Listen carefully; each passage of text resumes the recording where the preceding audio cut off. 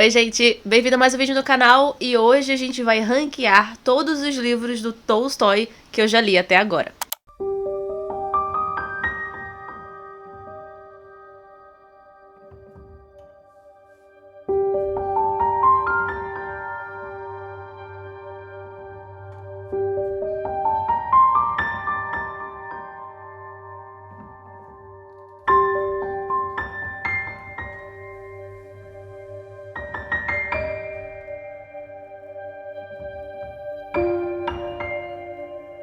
O dia que você está assistindo esse vídeo é dia 8 de setembro, mas então amanhã, no dia 9 de setembro, seria o aniversário de 195 anos do querido Tolstói.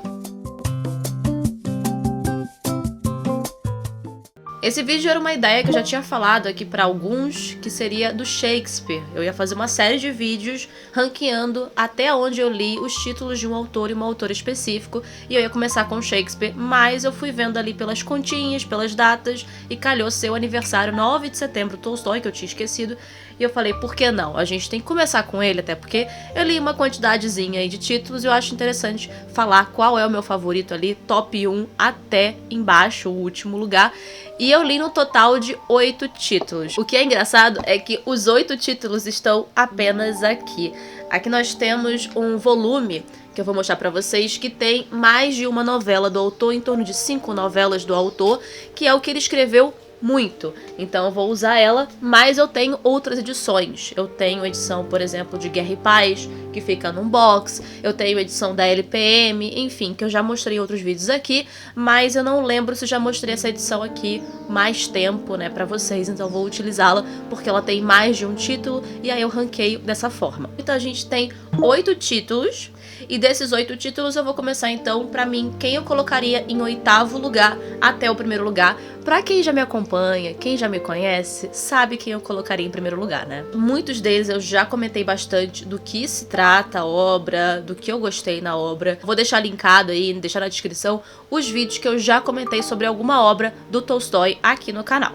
Eu peguei a minha colinha aqui, que eu coloquei do primeiro ao 8º lugar, porque eu sou uma senhora de 27 anos, quase 28 já, que esquece das coisas. Mas só avisando que não quer dizer que tá no último lugar que eu não gostei. Não tem nenhum livro aqui dessa lista que eu não tenha gostado. Todos eu gostei. Então é mais de questão de qual gostei mais do que outro e falar os motivos. Então em 8º lugar eu vou colocar Os Últimos Dias de Tolstói. Esse foi um dos primeiros livros da Penguin que eu obtive na minha vida, mas não foi o primeiro livro que eu li dele. Eu tinha lido um outro dele antes, e aí gostei muito do autor e passei a ler esse aqui. Aqui a gente tem vários textos, deles o mais famoso, que é Uma Confissão.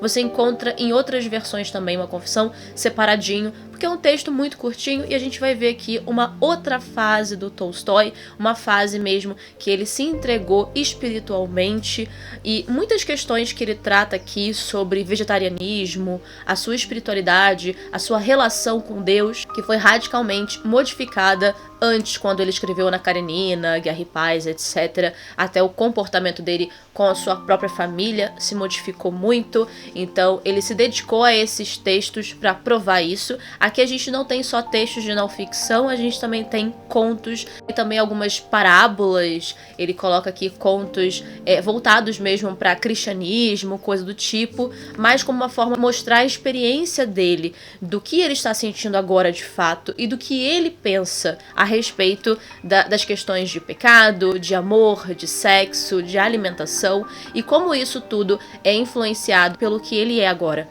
que ele é uma pessoa muito mais religiosa. E ele também coloca um pouco das experiências dele mais infantis, quando ele era criança, de quem ele era antes e quem ele é agora com esses textos. Chegou ainda a negar Guerra e Paz Ana Karenina, justamente por essa posição nova que ele teve aqui. Outra coisa muito importante, voltada para o Tolstói, que o pessoal que costuma ler bastante ele sabe disso, do ranço que ele tinha com Shakespeare, e isso você vai entender um pouquinho aqui nesse livro. Não quer dizer que você vai concordar com ele, porque eu saí não concordando com ele. Ele releu muitas das peças, mas ainda assim ele não gostou, ele não viu nada de novo, não viu nada de atraente, o que é engraçado, né? Eu ia falar do Shakespeare primeiro, estou falando de Tolstói. Tá aí uma ironia, mas não foi combinado. Então ele se modificou muito. E outros escritos que ele teve, que eu vou mostrar também aqui, foram influenciados também por esse novo Tolstói. Agora, em sétimo lugar, eu vou falar de um livro que está dentro de um livro com mais 3 histórias que são das novelas do Tolstói.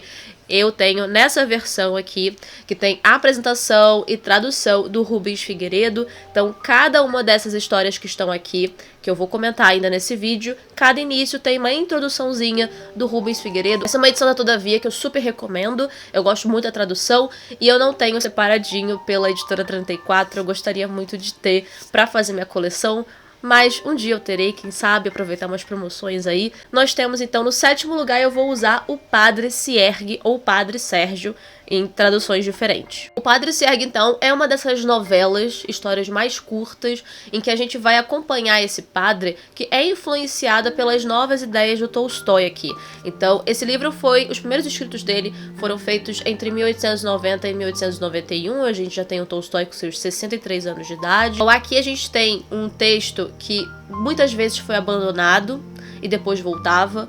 Ele não queria correr com essa escrita, ele queria ter mais inspiração para se debruçar. O próprio Tolstói diz que é um texto muito caro para ele, né, muito querido para ele, mas ele só retomou de fato para finalizar em 1898, porque na época teve perseguições a religiosos que foram mandados pelo Czar e também pela Igreja Ortodoxa. Então, em detrimento disso, ele acabou continuando a escrever em prol desses religiosos que estavam sendo perseguidos. Então, a intenção mesmo era usar os lucros com essa história para ajudar a financiar a emigração desses religiosos que estavam fugindo e ir para o Canadá, né? Então, era uma ajuda mesmo que ele queria utilizar e parece que depois dessa história ele ia escrever Ressurreição, que eu ainda não li.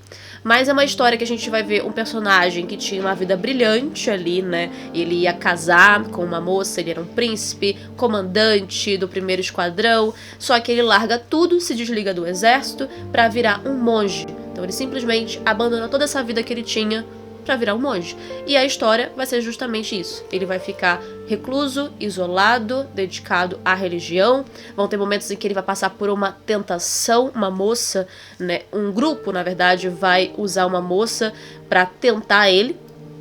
E muitas vezes ela se jogando pra cima dele, ele não querendo isso, enfim. A gente vai ver muitas situações aqui difíceis que esse padre vai passar. É uma história muito interessante e com o fim, uma intenção do autor aqui muito boa.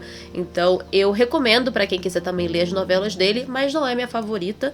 Eu entendo a ideia, né, de quando surgiu e eu entendo também a força dessa novela para o Tolstói, mas não é minha favorita, mas ainda assim não desgostei, eu gostei. E eu tenho uma outra edição, que é a edição da Companhia das Letras, só que eu procurei antes de gravar esse vídeo e eu não achei. Mas eu não achei essa edição, é uma edição linda, azul, que eu acabei relendo, eu recebi da Companhia das Letras tem uns 2 anos, e eu reli essa história mais uma vez. E voltando à mesma edição, mais uma novela. Eu coloquei então em sexto lugar Felicidade Conjugal, que também tem uma edição da 34. É uma história muito boa porque eu lembro quando eu li, eu senti uma diferença de outros romances, seja conto, novela, de casais, né? E aquela ingenuidade indo embora e também voltando ao mesmo tempo. Porque ele usou muito das questões psicológicas. A gente tem, então, Infelicidade Conjugal, que foi escrita em 2 partes, ela foi dividida em 2 partes numa revista. Ele tinha 31 anos, Tolstói, e ele tinha 31 anos, o Tolstói, ele estava solteiro ainda. Ele vivia na sua propriedade já, em Poliana, começando ali porque ele tinha escrito há pouco tempo Infância, seus relatos de infância, então ele estava ali ascendendo como escritor, né? Ele estava começando como escritor. E a gente então tem Infelicidade Conjugal, uma mocinha de 17 anos se apaixona, ela acredita se apaixonar por um homem de 36 que era um amigo da família. E ela se casa com ele, mas muitas vezes ele resistiu porque ela era muito nova. É aquela coisa da menina, ela crescer com uma ideia de matrimônio. Nem todas aceitam, na verdade, mas algumas elas idealizam, imaginam uma vida perfeita, uma mulher casada. Daí, enfim, eles se casam e as coisas começam a mudar. Se tiver essa menina indo pro matrimônio, então ela estaria deixando a sua inocência, mas ao mesmo tempo ela volta com essa inocência porque ela aprende coisas que ela não tinha imaginado quando ela não era casada. Então você vê a diferença dos dois, porque ele é um cara que já tem 36 anos de idade, uma idade ali considerável, né, pro século XIX, e um cara que ele tem outros gostos, gosta de estar mais em casa, e ela é uma menina muito cheia de vida, e ela é muito nova também, então ela acaba experimentando outras coisas e não quer ficar ali presa. Mas eles vão tentando juntos se conciliar ali, né, tentar se ajeitar, porque eles são casados e a diferença de idade realmente influenciou a vida deles e o psicológico dela. Também recomendo essa novela para quem quiser começar a ler o Tolstói e literatura russa no geral, porque é uma história muito bem escrita e nada difícil. E em quinto lugar eu coloquei Sonata Kreutzer também, que está presente nessa edição da Todavia. Sonata Kreutzer é uma novela que foi escrita ali próximo dos Contos de O Diabo, que é muito famoso do Tolstói, que eu ainda preciso ler. E é engraçada a sua construção. Ele teve essa ideia a partir de um encontro com um ator. Ele teve um encontro com esse ator que contou a sua história, que estava no trem, e ele teve um encontro com um homem que contou sobre uma tragédia familiar devido a uma infidelidade conjugal. E depois disso teve um sarau também em sua casa e que o filho do Tolstói levou um violinista, tocaram Sonata Kreutzer de Beethoven. Recebeu também um pintor de visita e no mesmo dia esse ator ele voltou à casa. Daí Tolstói teve uma ideia, ele, o ator e o pintor, que pudessem fazer uma obra conjunta dedicada à música Sonata Kreutzer. Tolstói teria que escrever essa novela, o ator teria que recitar o texto e o pintor teria que fazer um quadro também voltado a isso, mas no fim das contas só o Tolstói que criou alguma coisa, o ator e o pintor não fizeram nada. E veio aí a história Sonata Kreutzer, que a gente vai ter sim um relato no trem de um rapaz que vai contar a sua história infeliz de como ele assassinou a sua esposa. E as pessoas ao redor, principalmente um outro cara ali, que é um principal, que vão escutar essa história. Excelente. Eu acho que eu gostei muito mais pelo que estava acontecendo ao redor ali do Tolstói, de ter influenciado, enfim, a criar essa história. Vale muito a pena.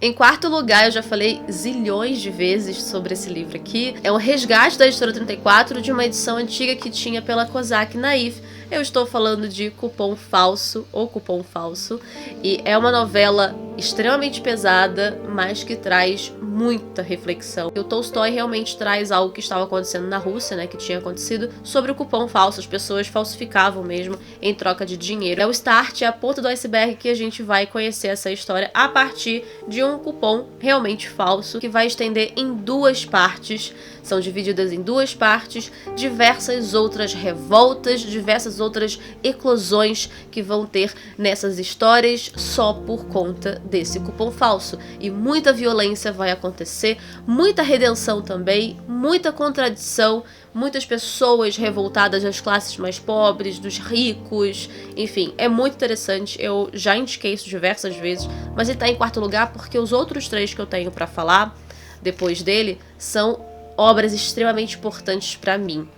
Então, ele fica em quarto lugar como uma das melhores novelas que eu já li do Tolstói, mas ainda assim não foi tão importante quanto esse top 3 que eu vou trazer para vocês. E meu top 3 começa, em terceiro lugar temos A Morte de Ivan Ilitch, que tem nessa edição, mas ele também se encontra na edição da Todavia. Então é uma obra que eu já tinha comentado num vídeo até recente, foi a primeira obra russa e primeira obra do Tolstói que eu tinha lido, que é fundamental, ela realmente mudou a minha vida, ela é aquela que mudou meu olhar sobre a literatura e que me trouxe a literatura russa, principalmente. Então eu devo muito a esta pequena e grande obra que é A Morte de Ivan Ilitch, uma novela que me fez ter várias reflexões sobre uma questão muito simples que pode realmente acabar em grande sofrimento pra gente, que é um acidente doméstico muito bobo, muito besta, que vai levar então à morte desse personagem. A partir daquele momento que ele tá sofrendo, a relação dele com a família como é muito pobre, e é muito triste a gente ver esse personagem se apagando.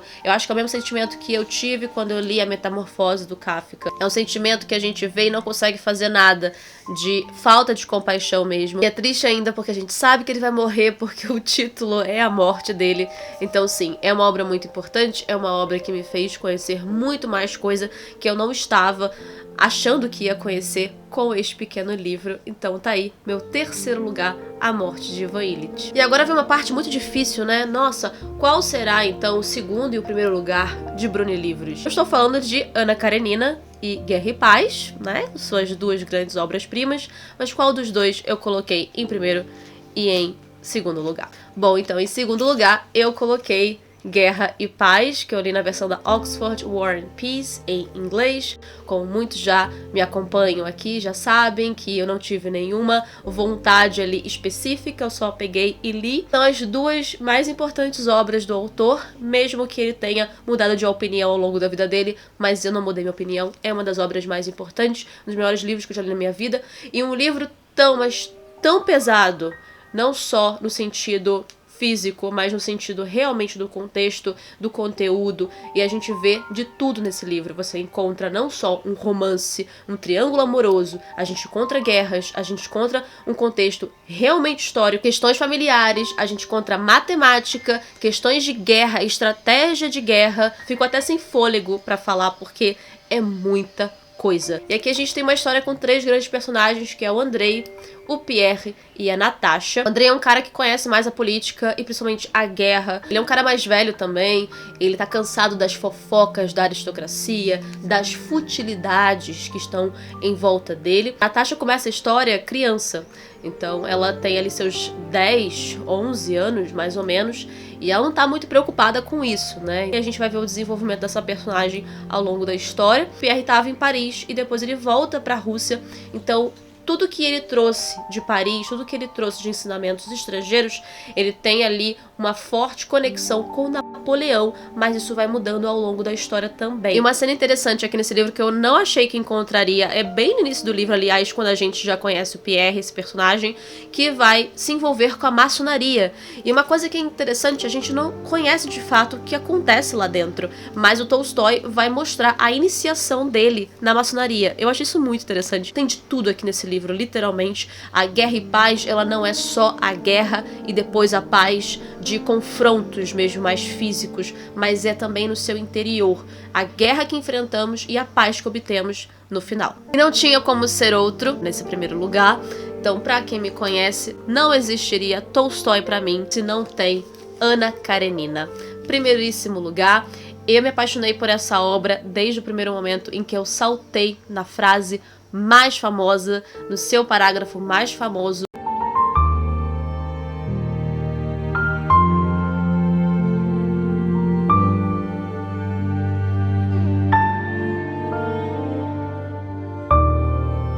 Essa frase é o início de tudo. É o início que a gente vai ter de Ana Karenina, que é casada com Karenin, que vai se envolver romanticamente com Vronsky. Ela tá indo pra Moscou pra poder ajudar o seu irmão devido a uma infidelidade conjugal e que a esposa dele tá querendo se divorciar dele porque ele pegou a babá. Enfim, essas questões de famílias, mas a gente vai ter também o momento em que ela vai se entregar pro Vronsky, eles vão ter um romance mesmo, vai ocorrer o adultério, mas vai também mostrar uma personagem muito forte, muito corajosa, que vai dar as caras, vai falar que está apaixonada pelo Vronsky, que quer viver com ele, mas ao mesmo tempo ela esquece que ela tem um filho, que ela pode perder a guarda do filho, e ela está grávida, e tem a sociedade, e tem os julgamentos, aonde ela vai as pessoas olham torto pra ela, mas ainda assim a maior coisa de todas é que ela nunca perdeu a divindade dela. A divindade que eu falo no sentido de que quem é Ana Karenina? É esse estrondo. Ela pode estar negativamente ou positivamente numa opinião social, mas ela é Ana Karenina e ela sempre vai ser a Ana Karenina. A gente tem aqui o outro lado da história, que é o Levin, que é o alter ego do Tolstói, um cara tentando ali lidar com as mudanças na Europa, na questão da servidão, então ele lida muito com as questões do trabalho, ele é apaixonado por uma mocinha que vai se casar com o Vronsky, mas nem ela sabe que o Vronsky tá gostando ali da Ana Karenina e tendo uma relação com ela, mas é um cara que luta pelo amor, mas ao mesmo tempo luta por várias outras questões. A gente vê a Karenina e o Levin lutando ali nas suas grandes diferenças, cada um em seus pontos diferentes, até ter o grande encontro dos dois, que é significativo para a história. Então a gente tem a força maior do livro, que é a Ana Karenina, e por que ela é tão forte, porque ela espanta e incomoda muitas pessoas, ela é admirada, mas ao mesmo tempo incômoda. Nem preciso falar mais do que isso, só de estar no primeiro lugar já diz muito do que eu achei dessa obra. Então, os meus 8 livros foram ranqueados nesse primeiro vídeo, que vai virar uma série aí de vídeos em que eu vou ranquear outros livros de autores. Então, obrigada por ter assistido ao vídeo, eu espero que você tenha gostado, que tenha feito algum sentido as minhas explicações. Não deixa de comentar, gente, fala aí se esses títulos também fazem parte da sua vida, se é um dos favoritos, e deixe nos comentários também o seu ranking. Não deixem de colocar seu ranking, bora conversar sobre. E muito obrigada por ter chegado aqui até o final. Não deixe de curtir também, compartilhar para mais pessoas conhecerem o meu conteúdo. E se você gostou de alguma história aqui do Tolstói que eu comentei, vai estar na descrição o link da Amazon que você pode comprar com o meu link, que você me ajuda muito e não paga nada mais por isso. Além das edições em inglês, eu vou também colocar a edição que tá traduzida. Eu vou deixar as melhores traduções aí do russo, eu vou deixar pra vocês também na descrição. Eu amei ter ranqueado, provavelmente o próximo será do Shakespeare, então vem aí. Eu espero que vocês abracem essa ideia, porque eu gostei de fazer esse vídeo. Então viva Tolstói, viva 195 anos de Tolstói, e que virão mais outros aniversários por aí, que ele não vai fazer, mas que nós vamos comemorar. Então é isso, gente. Agora nos veremos no domingo, e muito obrigada por assistir a mais um vídeo do Bruni Livros. Tchau!